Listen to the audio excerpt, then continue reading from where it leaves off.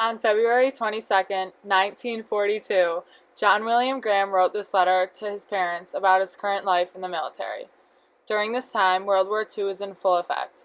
In February of 1942, John began to serve at Fort Des Moines, Iowa. During the war, the nation prepared to support the war efforts. The home front was a large part of it and had a major impact on the outcome. Families of those entering the war were greatly affected. Industries were making certain equipment in order to respond to military needs. The government seemed to be involving themselves in many different war-related issues. John writes about where he is and what he has been doing. He says that he has seen the Sunday paper and that there are many magazines and different things to do in the recreation hall. We can tell that he has a lot of free time on his hands and is reading the paper to stay updated on what is currently going on in society.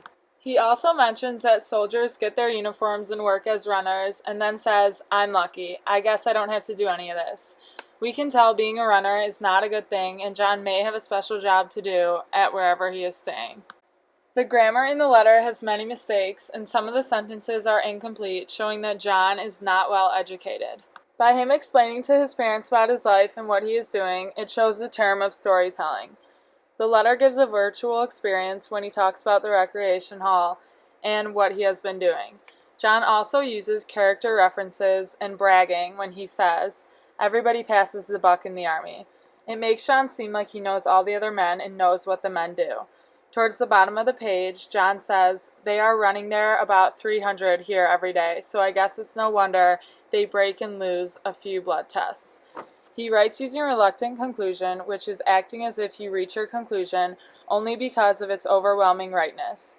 John makes an assumption here and just assumes that it causes that outcome.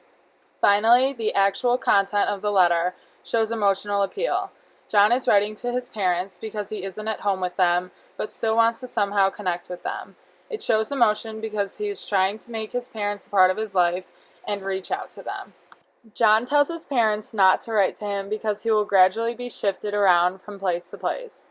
As I hinted above, the soldiers would train and be moved constantly to all different locations.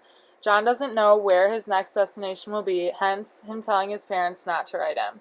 Throughout the war, the nation was uneasy and the world was surrounded in uncertainty.